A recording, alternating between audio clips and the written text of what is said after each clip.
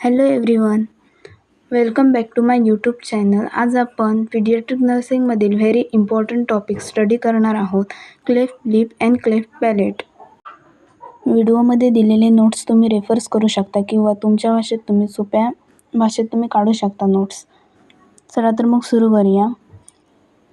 हा एक कंजनायटल डिफेक्ट आहे, म्हणजेच बर्थपासून प्रेझेंट असणारा डिफेक्ट आहे. या व्हिडिओमध्ये आपण डेफिनेशन, कॉजेस, सिम्पटम, ट्रीटमेंट आणि नर्सिंग मॅनेजमेंट इझी एक्सप्लेनेशन बघणार आहोत. पहिलं आहे मीनिंग किंवा इंट्रोडक्शन. क्लेफ्ट लिप आणि क्लेफ्ट पॅलेट हे कंजनायटल ॲनॉमली आहे. म्हणजेच फोटोमध्ये दाखवल्याप्रमाणे क्लेफ्ट लिप म्हणजे अप्पर लिपमध्ये फट किंवा ओपनिंग असते, तसेच क्लेफ्ट पॅलेटमध्ये माउथच्या रूफमध्ये म्हणजेच पॅलेटमध्ये ओपनिंग असते. हे डिफेक्ट सेपरेटली किंवा एकत्रसुद्धा असू शकतात. त्याच्यानुसार त्याचे टाईप्स आहेत ते बघूया. पहिला आहे क्लेफ्ट लिप. याच्यामध्ये अपर लिप प्रॉपरली फ्यूज नाही झाला तर क्लेफ्ट लिप होतो. याचे टाईप आहे युनिलॅटरल म्हणजे one side, bilateral both side आणि कम्प्लीट क्लेफ्ट. पूर्ण क्लेफ्ट असतो लिप आणि इनकम्प्लीट क्लेफ्ट. फिटल डेव्हलपमेंटच्या टाईपला लॅटरल आणि मिडियल टिश्यू प्रॉपरली जॉईंट होत नाही, म्हणून अपर लिपमध्ये गॅप तयार होतो. दुसरा टाईप आहे क्लेफ्ट पॅलेट. क्लेफ्ट पॅलेट म्हणजे माउथच्या रूफला प्रॉपर क्लोज नाही झाला तर पॅलेट ओपन राहतो. हार्ड पॅलेट किंवा सॉफ्ट पॅलेट इन्व्हॉल्व होऊ शकतात याच्यामध्ये. हे युनिलॅटरल तसेच बायलॅटरल पण असू शकतात. त्याच्यानंतर तिसरा टाईप आहे कंबाइंड डिफेक्ट. कधीकधी क्लेफ्ट लिप आणि क्लेफ्ट पॅलेट दोन्ही एकत्र प्रेझेंट असतात. हे झाले टाईप. नंतर आहे इन्सिडन्स. क्लेफ्ट लिप मेल्समध्ये जास्त कॉमन आहे, तसेच क्लेफ्ट पॅलेट हे फिमेल्समध्ये जास्त कॉमन आहे. त्याच्यानंतरचा पॉईंट आहे इटिओलॉजी किंवा कॉजेस. पहिला येणार जेनेटिक फॅक्टर. जर फॅमिली हिस्ट्रीमध्ये जर कोणाला असेल तर डिफेक्ट होण्याचे चान्सेस इन्क्रीज असतात किंवा जास्त असतात. दुसरा आहे मॅटर्नल फॅक्टर. प्रेग्नन्सीच्या टाईमला जर व्हायरल इन्फेक्शन, एक्स-रे एक्सपोजर, तसेच स्मोकिंग, अल्कोहोल, मालन्यूट्रिशन, अनेमिया व हार्मफुल ड्रग हे सगळे रिस्क फॅक्टर असले तर होऊ शकतो. त्याच्यानंतर क्लिनिकल मॅनिफेस्टेशन किंवा सिम्पटम्स. नोट्समध्ये नाही आहेत तरी पण तुम्ही स्वतः काढा. याच्यामध्ये पहिला येईल क्लेफ्ट लिप. क्लेफ्ट लिप यामध्ये अपर लिपमध्ये ओपनिंग असते, sucking difficulty, feeding problem, weight gain कमी होतं, तसेच नोज डिफॉर्मिटीज असतात. त्याच्यानंतर क्लेफ्ट पॅलेट. याच्यामध्ये मिल्क नोजमधून बाहेर येणे, swallowing problem, choking, speech problem आणि रिकरंट इयर इन्फेक्शन.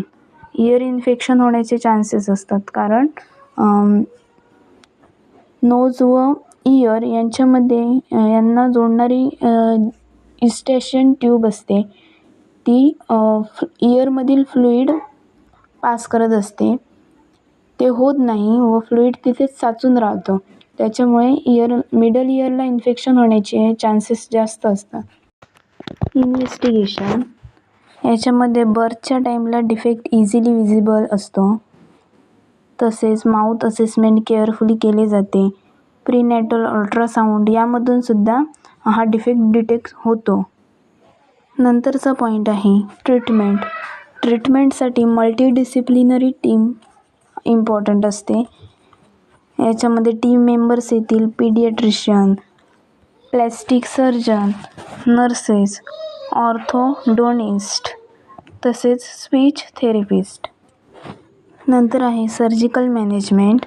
याच्यामध्ये क्लेफ्ट लिपमध्ये सर्जरी केली जाते. सर्जरीचं नाव दिलेलं नाही नोट्समध्ये. सर्जरीचे नाव आहे चिलोप्लास्टी. हे युज्युअली 2 ते 3 महिन्यांनी केली जाते. नोट डाऊन करून ठेवा.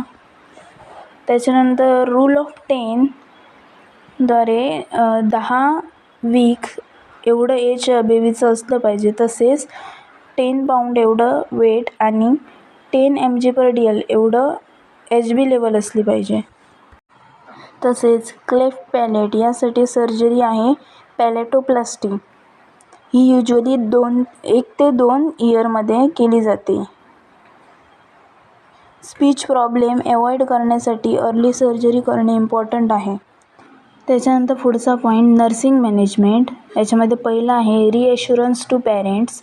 नर्सेस पेशंटला इमोशनल सपोर्ट देते. डिफेक्ट ट्रीट होऊ शकतो हे एक्सप्लेन करते. पॅरेंटची एन्झायटी कमी करते व त्यांना सायकोलॉजिकल सपोर्ट देते. नंतर फीडिंग द चाइल्ड.